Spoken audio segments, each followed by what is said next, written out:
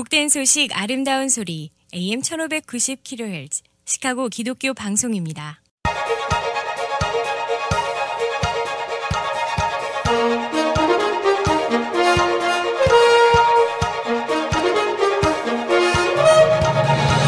김정일 해설위원의 시사 해설. 세상을 넓게 봅니다. 삶의 지평이 넓어집니다.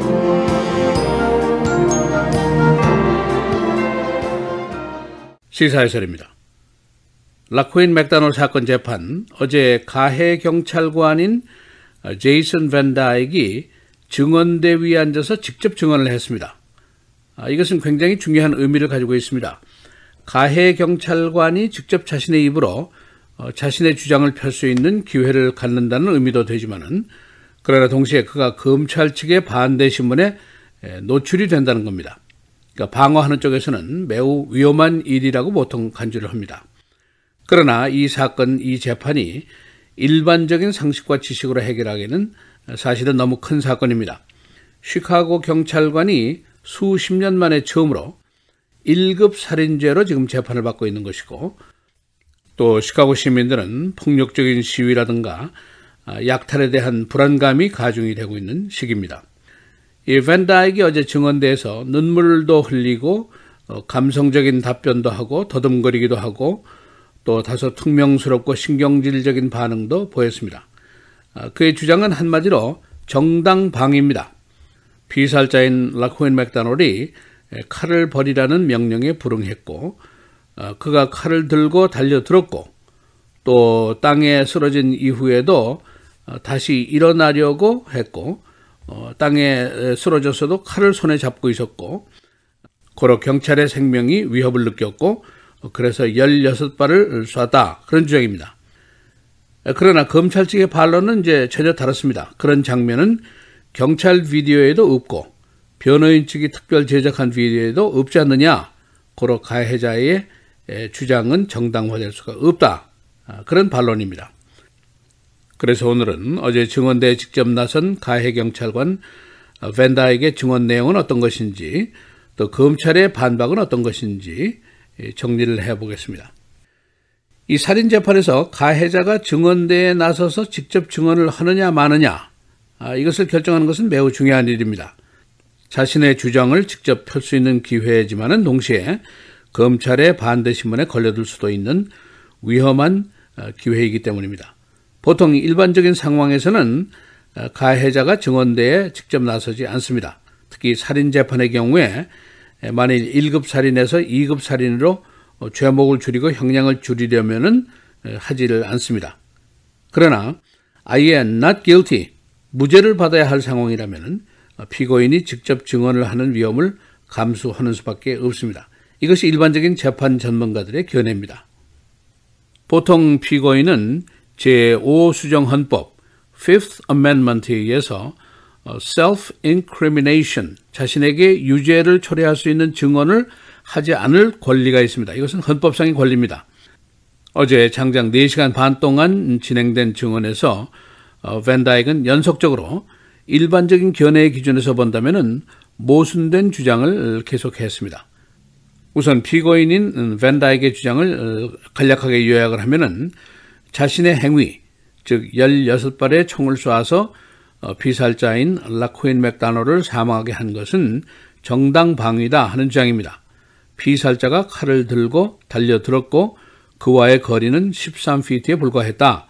또 그가 칼을 버리라는 명령에 불응했다, 그런 얘기고, 16발을 쏜 이유는 피살자의 공격적인 태도를 완전히 중단시키기 위한 것이었다라는 주장입니다.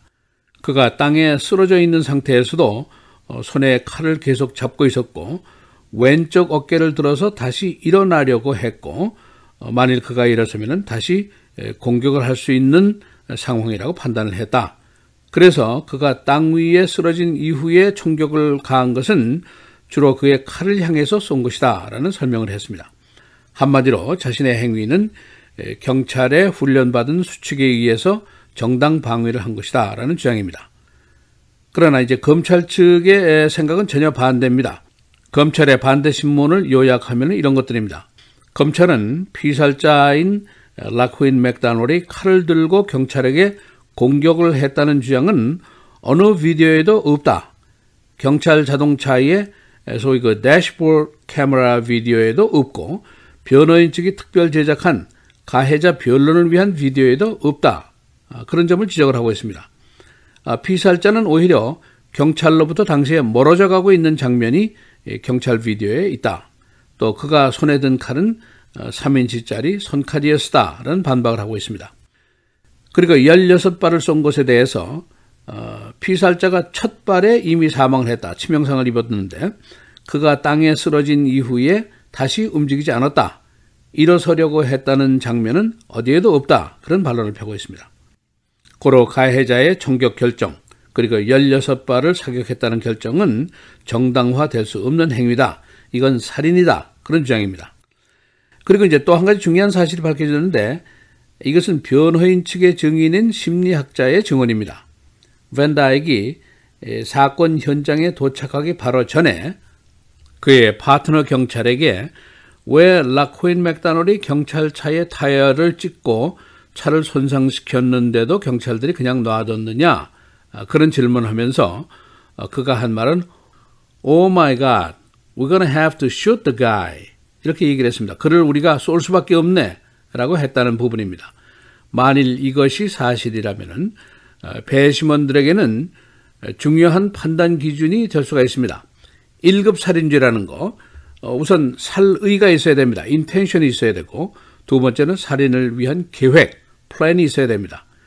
그런데 이 플랜의 경우에 이미 현장 도착 전에 우리가 쏴야 되겠네라고 얘기한 것은 계획이 될 수 있다. 그런 부분입니다. 그렇게 될 경우에는 2급 살인이 아니라 1급 살인으로 취급이 될 수 있는 요소가 될 수 있다. 그런 법 이론입니다. 검사가 반대 신문을 할 때 귀하가 이 법정에 여러 날 동안 앉아 있었는데 어디에도 귀하가 얘기한 그 피살자가 달려들었다라는 장면이 없지 않느냐. 그대가 본 것이 과연 무엇이냐 하고 질문을 했습니다. 이때 밴다이크가 단순히 답변을 했는데 그 비디오에는 내가 본 시각의 장면은 없다라고 말을 했습니다. 그는 어제 증언 도중에 여러 번 울고 감정적인 모습을 보였고 또 검사가 되받아 질문을 할 때는 퉁명스럽게 말을 자르기도 했고 이 검사가 여성입니다. 검사를 호칭할 때 미스라고 부르기도 했습니다. 어제 그는 13년 경찰 생활 중에 총을 빼들었던 것이 한 20번 정도 되는데 그러나 쏜 것은 이번이 처음이다라고 말했습니다. 어제 재판정에서 기자 한 명이 법정 모욕죄로 체포가 되었습니다. 담당 판사인 빈센트 거거는 법정에서 촬영을 한다든가 녹음을 하는 것은 WGN TV 그리고 WBEZ, NPR 라디오에게만 허용을 했습니다. 소위 풀 기자로 지명을 한 것인데 그러나 한 잡지 기자가 몰래 증언 장면을 녹음하다가 발각이 됐습니다. 판사는 즉각 그를 법정 모욕죄로 체포하라고 명령을 했고 보석금 $1,000를 명령했습니다. 그는 현금 $100를 내고 곧 풀려났습니다. 변호인측에서는 이번 주 내에 변론을 마감할 계획입니다. 그 다음에는 배심원의 판결 작업이 시작이 됩니다. 어제 시카고 지역의 일부 시민운동가들, 액티비스트들은 만일 무죄 판결이 나오게 된다면 시카고가 완전히 철시를 해야 될 것이다 라는 경고를 했습니다. 시사해설 김재일입니다.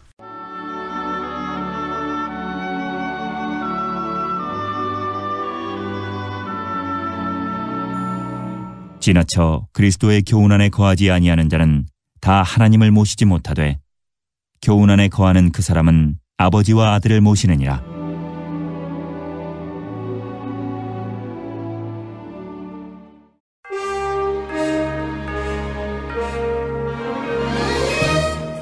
(10월 3일) 수요일 헤드라인 뉴스입니다. 트럼프 대통령은 어제 미시시피주 선거 유세에서 성폭력 논란에 휩싸인 브렛 캐버너 연방대법관 지명자를 두둔하며 미국의 젊은 남성들에게 무서운 시기라고 주장했습니다. 선거 유세장에서는 피해자인 크리스틴 포드 교수를 조롱하며 여러분의 아들을 생각하라고 유권자들의 지지를 호소했습니다. 그는 무죄가 입증될 때까지 유죄가 인정되는 무서운 상황이라며 나는 평생 동안 유죄가 입증될 때까지는 무죄라는 말을 들었지만 이제는 무죄가 입증될 때까지는 유죄라고 말했습니다.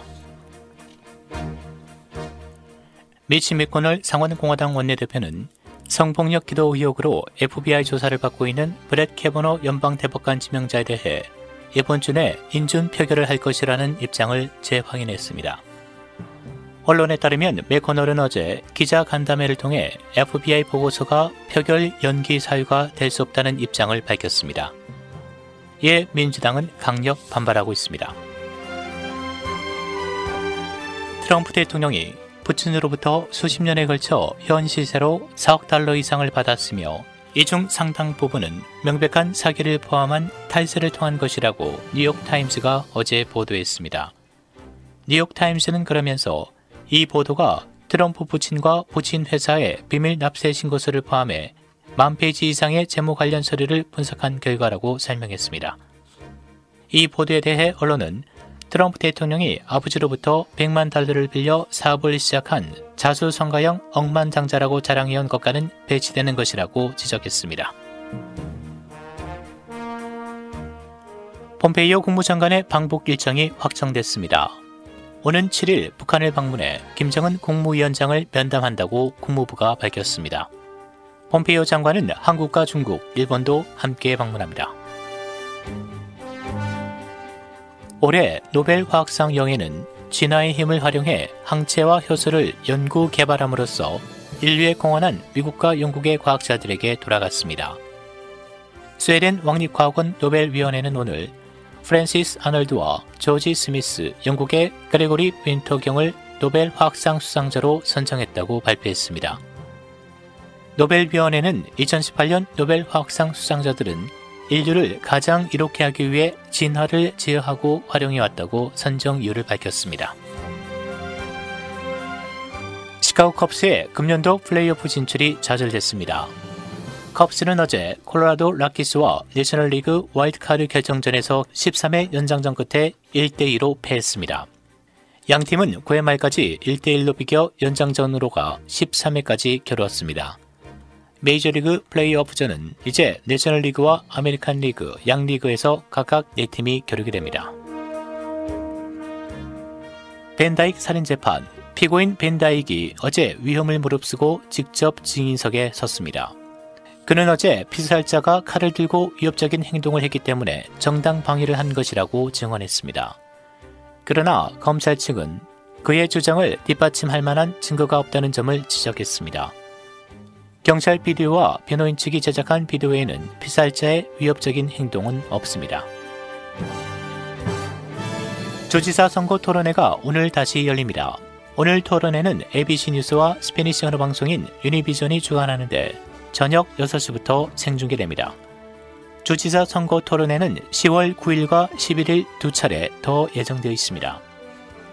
어제 발표된 더 사이먼 여론조사에서 민주당 후보인 J.B. 프리츠커가 브루스 라우너 주지사보다 49대 27로 22% 앞서고 있습니다. 날씨입니다. 오늘 오전에 대체로 맑은 날씨 보이다 오후 들어 강한 바람이 불겠고 차차 흐려지면서 밤사이 비 또는 썬더스톰이 예상됩니다. 낮 최고 86도, 밤 최저 53도. 내일 50도대로 기온이 떨어진 대체로 맑고 선선한 날씨 보이겠습니다. 낮 최고 59도, 밤 최저 52도. 금요일 대체로 흐리고 곳에 따라 비 또는 썬더스톰, 낮 최고 69도, 밤 최저 65도. 토요일 비 또는 썬더스톰이 예상됩니다. 낮 최고 71도, 밤 최저 57도입니다.